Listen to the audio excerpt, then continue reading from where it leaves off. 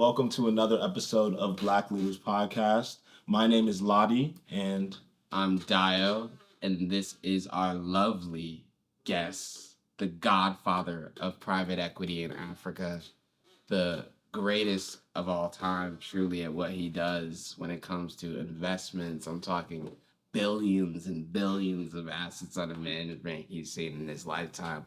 One of the greats, the godfather, the person who's really pioneering the future of sub-Saharan Africa. We're gonna look back on this in 500 years from now, and we're gonna say, if it weren't for him, who would have been? So, long story short, my dad actually, but some people, our dad. Our dad. Other people call him other names, Mr. Adeosun or Wale. Uga on the top. Oga, Baba. But yes, we're here.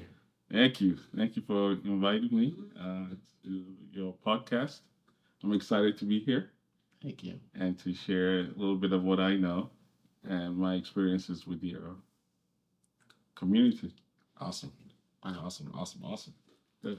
So we're gonna be experiencing a masterclass today in private equity and funds and wealth and all these things. But first, I want to ask the question: what is your idea of wealth?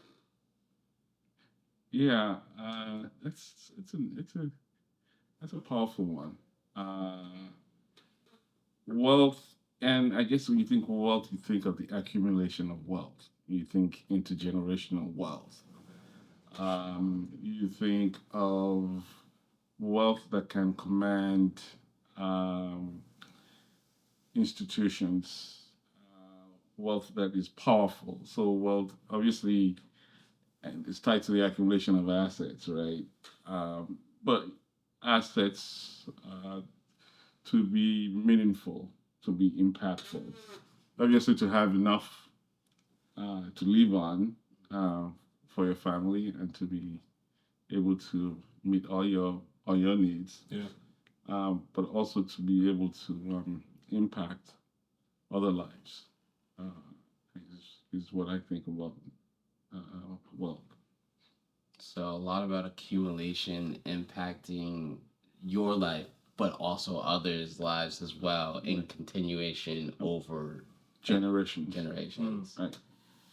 And is there a difference between black wealth for you and other are there differences in types of wealth or Yeah, I think the challenge with black wealth in general has been the fact that it has not been intergenerational. Has not been able to get passed on to the next generation over and over. So folks have built wealth, but haven't been able to pass it on to the next generation. Yeah. I think what we need to work on is the equity part of it, owning stuff rather than just getting income. Yeah. Right? You own your content, own pretty much everything you develop, and then be able to at least put it in a structure that can be that can transcend generations. You know what I mean? So I think that's, to me, would be the difference between what white folks have been able to do and what black folks have not been able to do. I think the more we're able to do to create wealth that can transcend generations, I think the better off the black population would be. Wow. Yeah, that's a very, very good point. And to that, right, like, I guess, what would you say, like, within like the field that you're in, what would you say is a key to, unlocking that, generational wealth for black people? Right. Yeah, that's why I am excited about the field that I'm in, which is the field of private equity. I said earlier about equity and owning. And so what we do in private equity is really own businesses, provide equity capital to businesses, and we help entrepreneurs grow their businesses. What we do is mostly growth equity, help them think about other sources of income, or think about regional expansion, and they think about how to run their businesses better, and then bring great governance. As soon as we bring great governance to it, I think that really sets the tone for a lot of businesses, and that helps them with that generational equity going forward. So the field of private equity, I think, is a significant one for Blackwell. It's about. There are not that many of you black people in private equity. Yeah, it's still, the numbers are still not what you would expect. Yeah. I feel like it's almost feels like it's still a new field in the community. I think people are used to debt, where you go to a bank and you borrow money, rather than going to relatives or finding professionals that will provide equity. Because I think sometimes people think they know that their business is best, and they don't think they can get input from others. But I think the world has evolved to where people can bring you know-how, which is actually more important than capital. And then that know-how will help you really run your businesses better, help you think through ideas, help you navigate through the challenges that you may have, and then and generate enough profit and income that can transcend generations. Wow. I mean, guys, you're hearing it from the man himself. Like really, we could honestly do this for hours and hours and hours. But I don't even think we even introduced his, I guess, job title. I guess, right? No, CEO of Corum. Dad, if you want to just tell them what your job title is, and no, I'm the founder of Corum Capital. Yeah. And I'm also the CEO. Corum Capital has to be one of the leading private equity groups on the continent of Africa. So we've catalyzed over the first too, right? Well, not the first private equity group, but the first fund of funds private equity group, where we've enabled a good number of brand new funds to get started. So we've helped catalyze over $3 billion. Wow. Through the private equity ecosystem in Africa. Completely really transformed that ecosystem. Created thousands of jobs in that regard and impacted thousands of lives in that regard. I think what's fundamental of what we have done is that we've been able to identify really smart young Africans with really education from some of the best schools globally, Ivy League schools and experiences. And they can find unique opportunities and entrepreneurs who can back them. And so we've empowered them by writing the first checks and being anchor investors to them. And that has enabled them really to get more capital, catalyze more capital to them, and then they've all been able to invest in businesses. So in the short span of about 12 years that Corum Capital's been around, I can say indirectly we have over 300 companies across sub-Saharan Africa, maybe about 35 countries in various sectors, from power to financial services, consumer, agriculture, and technology. Yeah. So it's been really very powerful impact in a short period of time. Wow. Guys, like, take that. And so let's just go back to exactly. what is your background? Just tell us, how did you get into this field? What led you here? Just give us the background. Yeah, exactly. For people who will want to pursue private equity and get into this space, like what advice would you give them, or on top of the background question as well? Yeah, when I go around to universities and institutions of higher learning, and I speak to young students, I touch on my 3 Ps, and I'm sure you've heard them. Yeah. And my 3 Ps are about passion, preparation, and perseverance, right? Can be persistence, okay? And so I go back and I think through my background in terms of where was the passion. for investing, and I can't say that that it was very clear to me from day one. Mhm. But I think some of the things I enjoyed doing uh, gave me an indication of the interest in what I'm doing now. Mhm. So passion for learning, Mhm. right? Passion for I was a junkie for just reading almost anything Mhm. and nuances. Reading, I'm sure I've read like dictionaries or I've read. I'm trying to call those books that we used to encyclopedias. Right, right. You got those all the shelves. I like reading, and then just a junkie for news. I think I Yeah, just been a yeah. junkie for news. Junkie. You For were news. literally just studying, like looking at Right, those right. while having a game, Yeah. right? Exactly. And I think, and it's also it's not like one class of news or anything like that. It's just Mhm. like just thirst for knowledge, I Yeah. guess. And I think what you'll find that in this profession of private equity, that passion comes out, that learning new ideas and picking up new things Mhm. helps you understand businesses better and helps you think of ideas of how companies can improve. So that passion's always been there indirectly like that. And then I was fortunate also. I mean, I grew up in a household where my dad was a very hard worker,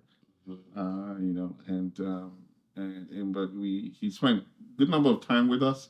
I have good memories of time, but he worked hard, and so the hard work has always been there for me, and I don't know other way other than just working hard, and so that's the preparation, and then just getting the education. You have to get the education. I think that's just the base. Yeah. It's almost a commodity these days, right? Mhm. And along with the education part of the preparation is the networking, Yeah. right? I mean, just getting to know people, Mhm. getting to be in a position where people can trust you. Mhm. Because if you think about Corum Capital, I mean, people have trusted us with capital Mhm. to go invest in sub-Saharan Africa. Mhm. And to get to that situation, you have to have people that have been, that know you well. You have to be in a position where you've networked with them. They've seen you in situations before. Yeah. And they believe they can trust you with capital. So that networking part is very, very critical. And then finally, the last P, which is perseverance, because of just an uphill. Part of private equity is raising money, and fundraising is just the hardest thing anybody can do. It's one of those classic cases I tell people. It's like going to a party and you talk to 10 girls and 9 out of 10 say no to you. And you start wondering, like, what's wrong with me? But you have to convince yourself that it's not you, it's them. You can keep on going on and on to you raise that first capital. Yeah. So that's kind of like my background, and that's what's been helpful to me in this private equity career and led me to this stage. Were there certain points, coming from Lagos to Right. Iowa, were there certain points in your background where you said, okay, I think I'm going into investments, or I like this technology, or I like this economics, or Right. or I have a friend here, or my dad's influence there? Were there certain points in your life that You wanted to do architecture, right? Exactly. Yeah. Right. I did. I wanted to be an architect because when I was growing up in Lagos, I saw some homes with a couple of my friends, and I thought they were pretty interesting and unique in the design, and I thought I wanted to learn about that a little more.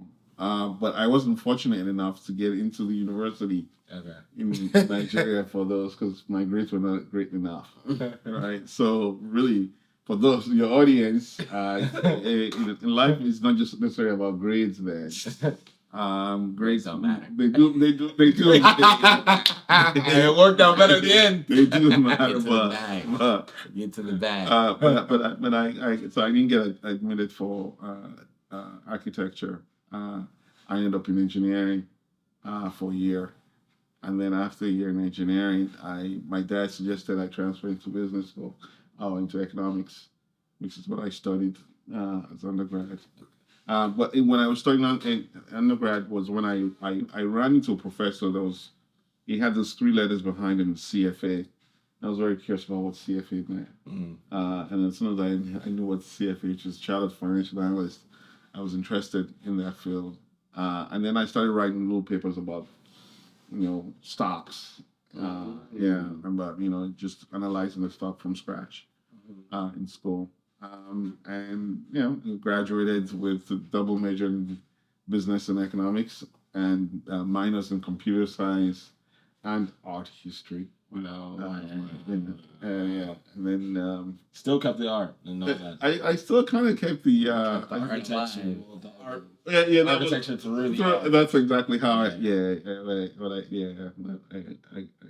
got into the art history part of it, and I still enjoy that till today. So from there, the choices were to go back to Lagos, Nigeria, or stay in the U.S. And I got my first job in Minnesota, wrapping tacos and making tacos and burritos. Was it Antigo, right? Antigo. Yeah. It was Antigo. And then... Which is Taco Bell now. Which is now Taco Bell now. Taco Bell acquired them. But what was great about Zantigo, though, was a subsidiary of a company called Algera Nabisco. And Algera Nabisco had gone through like the first big merger, leverage buyout by Drexel Barnum. And they were paying me quite a bit because they didn't know that they had a company like Zantigo. Was another subsidiary called Uline. And after that, they started paying my weekly business school. And I transferred and I went to Washington University. Obviously, I met your mom at Echo College before then, and then she had gone to WashU back home in St. Louis. Yeah. And she transferred, and then I joined her. She was ahead of me, and she finished graduate school. Wow. 1 year ahead of me, and then I finished business school. Yeah. After. And you're older than her. St. Louis. I am older. Yes, I am a year old.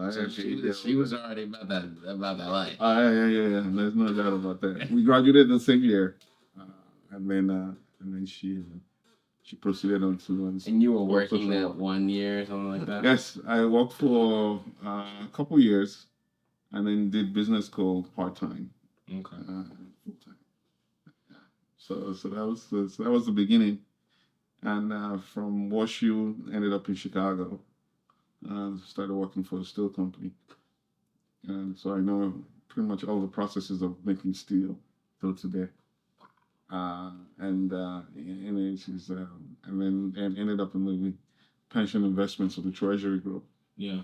For that company. And for 10 years. So I rotated through a sector called financial analysis, where I was working with the vice president for strategic planning and helping develop the strategic plan for a steel company. So it was pretty heady.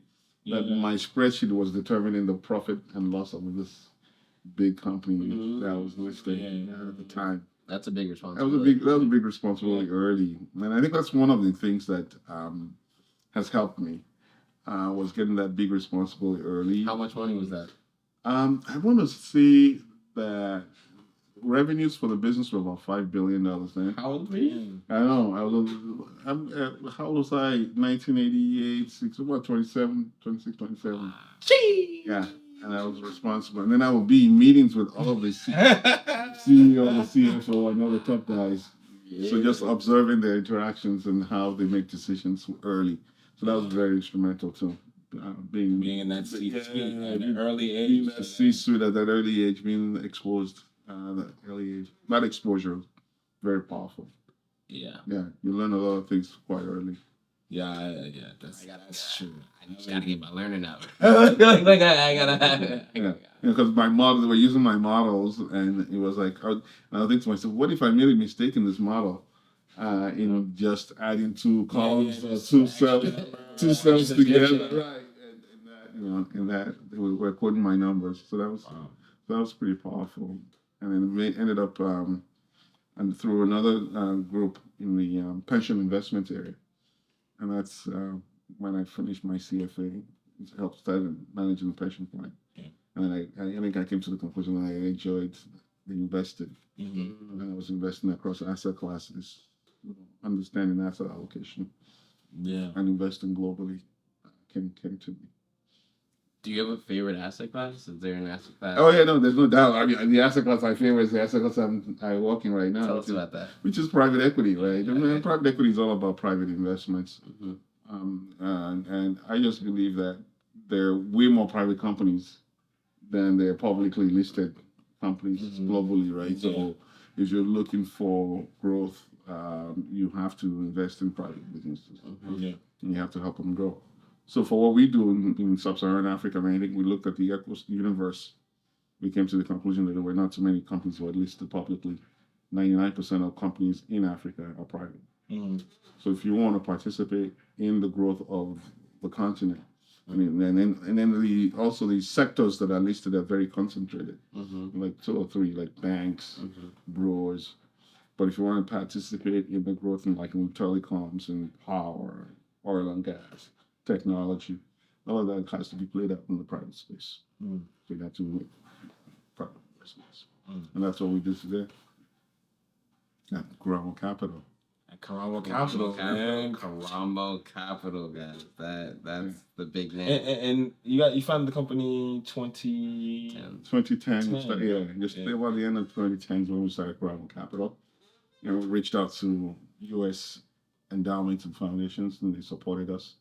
They supported us through 3 funds, and we raised about $500 million. But that $500 million has catalyzed over $3 billion. Like I said earlier, that's the power of it. Yeah. Because we've been able to get over 15 brand new funds started. So groups that would not have started, have gone on to raise more capital. And talk to us about that whole cycle, the whole flow of why you need more funds started, and when private equity comes in the growth of any startup, and why you think coming in at the stage you're coming in rather than coming in earlier or whatever. Like, talk to us about the stages of growth for any company. Yeah, so typical stages of growth, obviously, you start off, and then you go through that a curve. Yeah, that curve, that S curve, and try and get mature. But so around that curve area is where you need capital to expand and just to have that hockey stick growth. And so that's where we come in. So but we're generally looking for entrepreneurs that have great ideas, started great companies, and have found unique areas where they want to capture. And so we just come in and say, look, hey, we want to be partners. So it's all about being partners with the entrepreneurs as well, right? Rather than just trying to take over somebody's business. We don't want to be the largest equity owner of your business. It's your business. We just want to be your partner. We'll bring you good governance, global best practices of how to run businesses like yours. We'll bring the know-how. If we don't have the know-how in-house, we'll go out and get it and bring it to the table for you. To improve your productivity, your processes, and you just think about growth and then exit, obviously, for our limited partners. Wow. Yeah. So that's what we do generally in private equity, and I think bringing that know-how to the continent has been very, very powerful and transformed a lot of businesses. And so we're seeing an evolution of that now, even in the tech space, in the venture space. We started the first venture fund in sub-Saharan Africa in 2014 because we believe in venture as well. And I had a great experience in venture in my prior life at Rensselaer Polytechnic Institute, RPI. So that investment and that knowledge is what we try to replicate on the ground. It was a little slow, but what's happened in the last 5 years has been just phenomenal in terms of unicorns created on the ground. Over $5 billion of capital has been flowing to the continent in the tech space, and we're leapfrogging developed markets in different ways. They did. It was a better year for. It was a bet. It's been better for in terms of PE investment in Africa after COVID. Actually, Absolutely. Yeah, leapfrogging fintech Yeah, is an it's a area. great example. Yeah, Just the leapfrogging. Absolutely. Credit cards are not needed. No. When you can just use mobile. Mobile. Yeah. When I leave my house, bank account. right, bank account to bank account. Exactly. When I leave my house in Lagos, I don't carry anything. My wallet, I Really? don't need a card. When I get to there, I can pay bank to bank. I don't have to go through an intermediary. I mean, typically here you still have to go through Zelle, Yeah. somebody. But back Or like the wire. What are some of the best leapfrogs you're seeing from that, in developed countries we're using credit cards versus they're just it's in Nigeria or Kenya, it's just, mobile phone to mobile carrier to mobile carrier. Right. What are some of the big leapfrogs you're saying that you think are going to change the landscape of Africa for the next 20 years? Well, obviously, M-Pesa was very powerful with payments for pretty much everybody. Obviously, but it couldn't. I think it just the ability for M-Pesa to at least permeate other countries has just been harder. Yeah. Because it's really almost like a bank. Mm-hmm. But I think the bank to bank that you mentioned transfers have come. Yeah. And they will continue being able to move money across countries. Mm-hmm. It's being made easier, like a lot of these free tech apps, all kinds of names like Chipper Cash. Yeah. And I think they're giving like the likes of the Western Union, the American Express, I think a run for their money in terms of moving money around. I think that's going to continue. I think what we've seen, we've seen the revolution in voice on the continent, and now we're going to see it in data. Mobile penetration on the continent. People, kids like in Nigeria, they didn't think we could get mobile subscribers. We had about 40,000 landlines about 20 years ago. Yeah. And we thought we could only get that up to about 2 million or so, over 200 million or so right now. And that continues. And I think that's going to continue. So now voice is being conquered. Now it's going to be data. As soon as we can solve data. Right. So data centers. Yeah. Like Medallion. Yeah, you're going to see that continued investments in data centers. And I think the big tech companies, they know that where the opportunities has to be on the continent. In one of our facilities in Lagos, there's a company called ATC, and people say like, what does ATC mean? ATC is American Tower Company, right? And because people don't build in towers there any longer, right? But they're still building towers back there. So ATC sees the opportunity back there. So that's a great example of what you're talking about, where the opportunities and the growth is in sub-Saharan Africa, and a lot of U.S. companies are rushing there. Yeah, I think I saw a politician buy stock in ATC or something like that. U.S. politicians. Right. So they're building towers all over. You're seeing the likes of Twitter, Facebook, Amazon. Everybody's looking for a way to crack tap in what's going on the ground because on the ground the power of the demographics is real. Fastest growing population, fastest growing economy, young population. We're going to be the workforce of the world. Yeah. Everybody in the world is really going to need young Africans helping them out. And what's fascinating is that you find young Africans learning how to code. Remember, there was a time where when you talk technology, it was all India. And even some like Africa wasn't in that conversation at all. Now, all of a sudden, everybody needs to now saying, wait a minute, Africa is now in that conversation. Nigerian developers, Kenyan developers. And then we're starting to see unicorns appear. And I think we're at that stage, I don't know, maybe you call us 10, 20 years behind what India was then. But I think you're going to start seeing more and more African companies. And then what's going to happen is it's almost like the evolution here where and somebody showed me a picture of like some of the top 20 tech companies, and they showed Indians running them. But I think eventually it's just a matter of time where you're going to start seeing Africans also running some of these tech companies. Yeah. You know, Calendly is the Nigerian.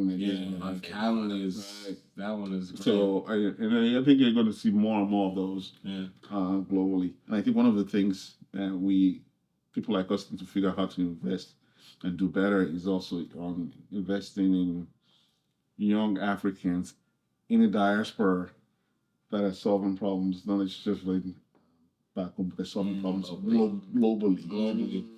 Like Calendly is an example. And they're finding more of those players. Yeah. So the ones doing it locally, those ones definitely get our support, but we also have to support people. They're everywhere too. They're Globally, everywhere. yeah, because whatever the guys are developing are solving problems globally. And the local guys are playing their role now because everybody's just about writing code. Yeah. And if you can write code, and Nigerians and Africans are pretty smart people. And yes, and the other thing I tell people is that one of the unintended positive consequences of what's happening in this tech space is folks are learning to behave like everybody else in the world. They're learning good practices. They're learning global best practices early. So if you get into the YA Combinator, for example, it's very clear what you have to do to be successful there.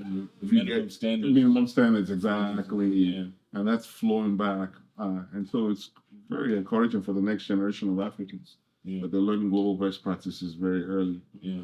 This is how you behave, and you get the capital. Through the internet, there's no reason. So I just think it's a super exciting time. To be investing and to be doing what I do in the private equity space, and just to continue empowering the next generation of Africans. Wow. I've got a few more questions here. We got like 2 to 3 more questions here that we'll ask. I mean, Lottie, if you want to ask any more, but we've touched on passion, perseverance, and preparation. Passion, preparation, and perseverance. And persistence. You kind of said with the passion, it's just that thirst for knowledge, and I think that's a very Yoruba Nigerian thing. Like I think we're always so thirsty to find these nuggets of interesting things, whether it be football or what's happening in New York or Miami, whatever, and finding even different places around the globe, pockets that we're getting into, Canada, Turkey, wherever. And then the preparation, which is, you said a little bit about the relationship preparation. You're actually building relationships over time and building knowledge, right? So both of those. Education is key. Education is important, but also the networks and the relationships. Probably more important too. How'd you go about plotting that network to set you up to raise those funds? You said raising the funds the hardest for people watching. They want to know, how can they start raising funds? How can they be like you? Yeah, look, I mean, I think like it wasn't like I knew I was going to be raising funds like 15, 20 years ago. But what I did was I got myself involved in communities and societies and with people, different people, and all of a sudden just triangulated when it was necessary, right? So, for example, when I was in Chicago, I joined the Investment Analyst Society of Chicago. Which was a society for like CFAs, and I stood out by helping with a scholarship program, and I did a good job in terms of that scholarship program. That the president of the society liked what I was doing. When I was applying for a role at the MacArthur Foundation, it turned out that my boss there and the president of the Investment Society were neighbors. And in the conversation, he goes, "Oh, do you know this guy?" He's like, And he's like, "Oh, yeah, I know him. He did a fantastic job for us with this scholarship program." And boom, I got the job at MacArthur. And when I was at RPI, I got to know a gentleman who manages Bill Gates' capital, and got to interact with his family, and boom, that led to being anchor investor in Corum Capital, as well as also with the University of Michigan. So So I think just getting involved locally in community activities, getting involved um, in kinds of, it's almost like attempt to give back to people. I worked in the Cabrini Green was a low income area in Chicago where I participated in after school classes, and that network there has been very useful to me as well. So it's really you know extracurricular activities, participating in programs that give back to society where you run across people. It's been it's been very helpful. It's a good idea. Yeah, I definitely agree with extracurricular activities. Like, Yeah. I don't think that you can stress that enough. Because you never know, like you say, you never know where that next really valuable relationship can come from. Right. It can be even. Extracurricular can be even just like going out. Like go from going out to joining, being part of a club, Right. but just kind of like just staying active. Right. Like kind of just like how you're saying. Like you stay, like how you like to stay active when it comes to knowledge. It's Right. also like active when it comes Let's to go like to Showdown Camp. in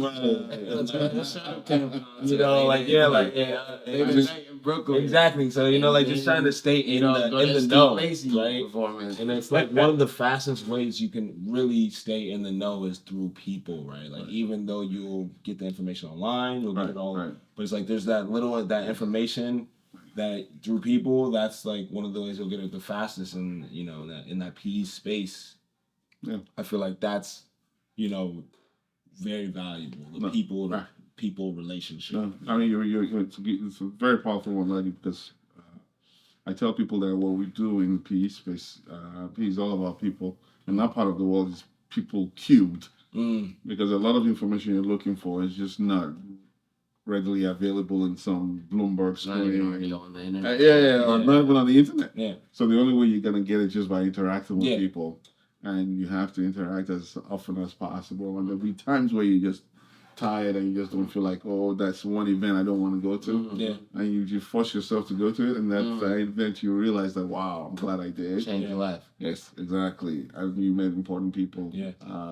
So yeah, people is very, very important. Just getting to know people, getting to understand people, and then build that network. What would you say you work hardest on? Like, if you were to give advice to someone, like, what craft do you want to focus on the most, and what do you work hardest on to really go and do what you do? Yeah, it's exactly what we just talked about. People. Yeah. People. It's people. Yeah, it's people.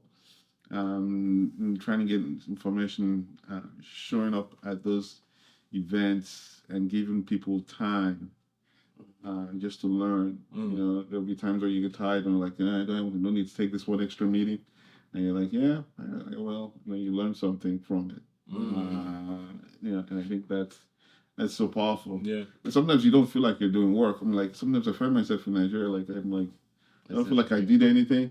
Then I look back and I'm like, wait a minute, I've had interactions with about 20 people today. Yeah. It's like next thing you know, like people are asking for an update on something. You're like, oh, I actually just spoke to this person. Right, exactly. And then you already, I have the update. I have the information. I didn't even know that this was that vital at the time until now that we're exactly. So and I think that's very important. Wow. That's I mean, and I guess what tell us your thesis for investing in Africa, right now, and then what you want the legacy of Corum to be, as well as your own legacy. Yeah, and I think that would be the close after. Okay. No, look, at Corum, we're always looking for companies that are growing. So we're looking for companies that can grow top line 15-20%. Yeah. Because we have some of the challenges of inflation, we have currency, but we want companies that can grow faster than those. We're looking for companies that are profitable, companies with EBITDA margins that are high, 30-40%. Those numbers always attractive to us. But even apart from the numbers, we're always looking for a great leader in terms of the entrepreneur we're backing.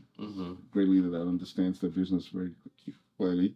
They understand what their weaknesses are and where they need help, and they understand that we can bring great governance to their businesses.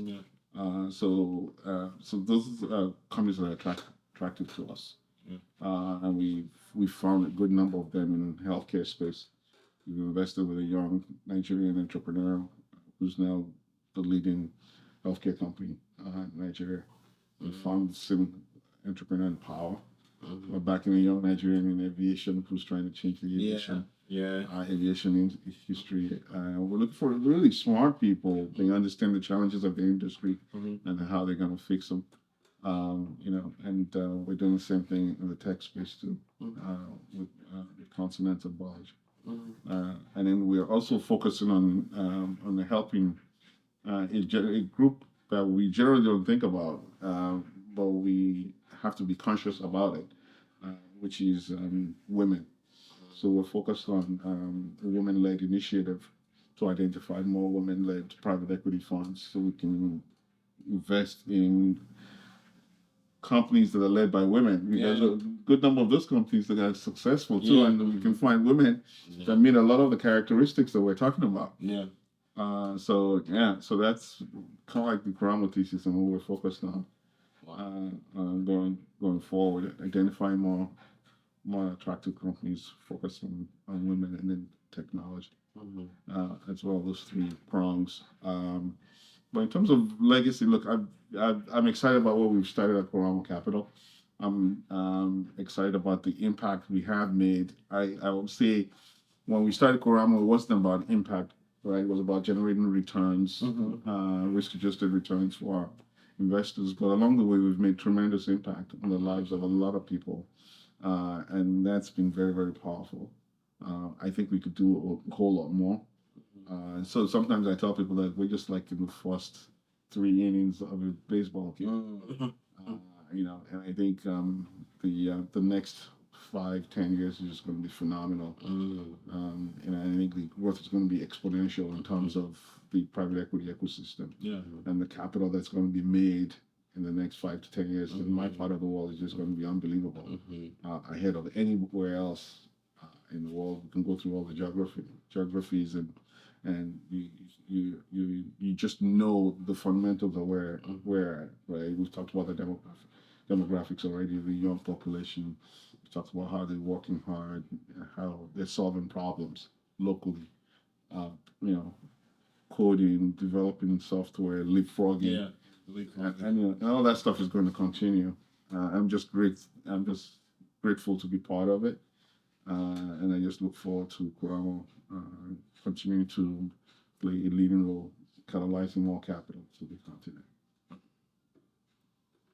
That's amazing. Yeah. So thank you again for joining us, on this episode of Black Leaders Podcast. It's been a pleasure. Dad, do you have any last words? Or? I'm just grateful, to be his son. So luck. Like we get this all the time. It's so crazy. Real. It's crazy. Luck is real, and like one thing I always say is use your advantages. I try to go my own way, but I think using your advantages. Of course, like even getting into Chicago. My dad was, the first thing that Dean Nondorf said to me was like, if you're Wale's son, then you're gonna be good.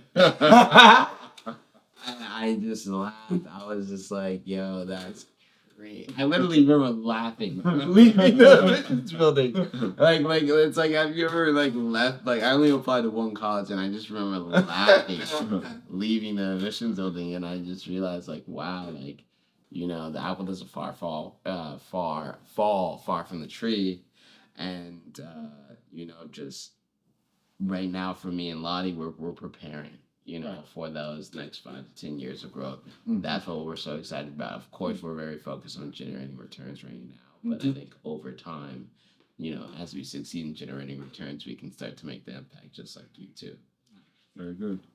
No, I guess I'm not sure if I'm supposed to say anything after you. But I'm excited. No, but I'm excited for what you guys are doing, though. I think your new venture is trying to address a problem, trying to solve a problem. Mm-hmm.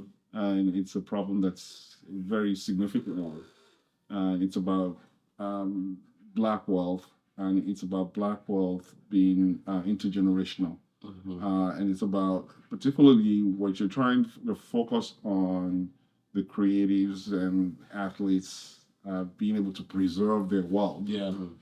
Is a very, very powerful one because it's been a challenge, right? And so giving them exposure to the investment knowledge that you're bringing to the table is real, and it's very powerful and it's very useful.